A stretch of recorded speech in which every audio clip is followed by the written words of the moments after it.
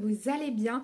Aujourd'hui, je pars à la rencontre de Patti Paka qui se trouve au restaurant Diaspora à Paris.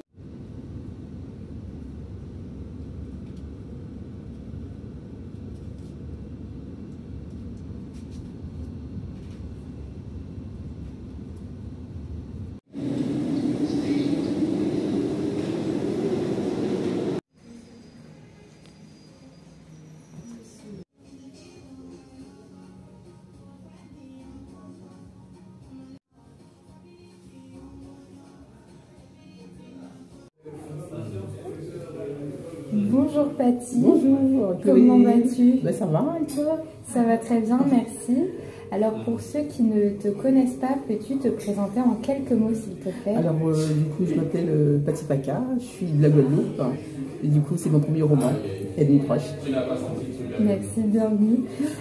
Alors depuis quand écris-tu? Est-ce une passion qui remonte à l'enfance ou quelque chose que tu as découvert plus récemment? L'idée est venue en 2009. Alors du coup j'ai discuté avec un collègue, on parlait de notre mère et puis bon c'est sorti comme ça que je ferais un roman sur ma mère et que je vais l'appeler Ennemis proches. Voilà, alors du coup c'est resté dans un petit coin de ma tête et plusieurs années après, même 15 ans même, pendant le Covid, j'ai entamé cette démarche. D'accord. Voilà. J'ai entamé ce petit projet. D'accord. Voilà. Et est-ce que tu peux nous faire un résumé de ton premier roman, s'il te plaît? Je l'ai nommé Ennemis proches et du coup ça se passe aussi autour de la table. Voilà. Autour de la table, sur des familles autour de la table et voilà, des petites anecdotes. C'est la table de cuisine aussi. Pardon? La table de cuisine aussi. Voilà. Ok. Voilà. Alors du coup, je me suis lancée romancière, mais bon, après, je ne sais pas ce que ça va donner plus tard. On ne sait pas ce que l'avenir nous réserve. Voilà, je ne sais pas ce que l'avenir va me réserver plus tard. Mais bon, en tout cas, je l'ai fait ce petit bébé. Oui. Voilà.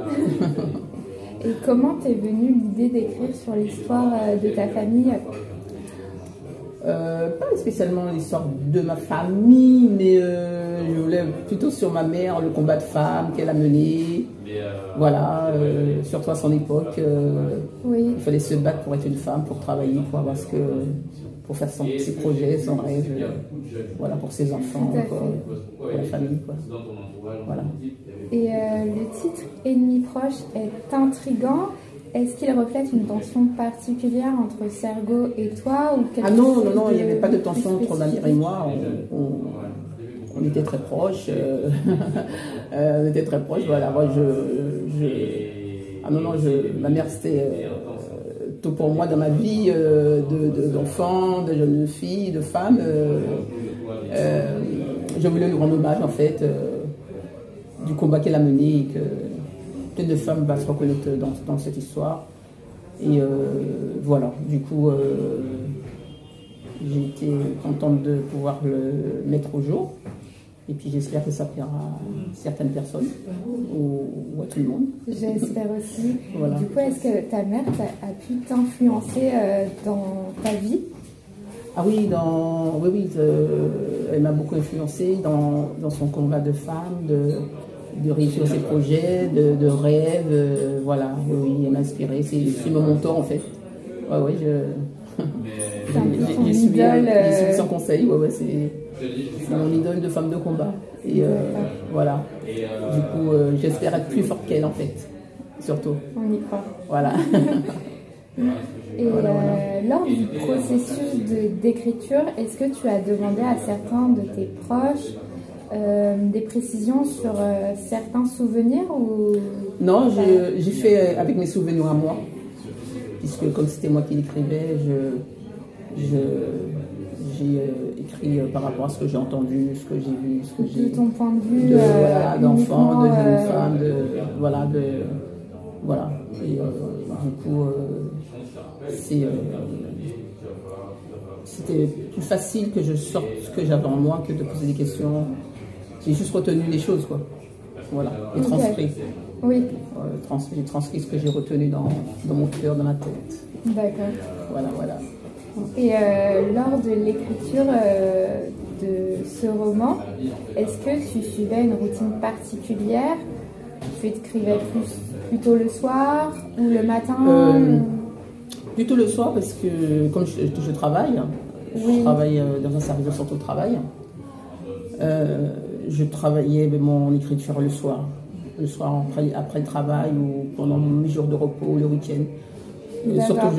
Surtout j'écrivais à la dernière minute quand j'avais ma coach qui m'aidait. Alors du coup, Clotilde. ma coach Clotilde Jean-Baptiste, c'est celle qui m'a inspirée aussi à faire ce roman aussi parce que comme c'est une romancière que je suivais aussi, j'ai acheté beaucoup de ses livres, que j'aime beaucoup ses histoires. Et du coup, c'est elle qui m'a coachée dans mon écriture parce qu'elle fait des ateliers d'écriture. Je l'avais rencontrée dans une association. Je n'avais pas acheté son livre, mais on est resté en contact.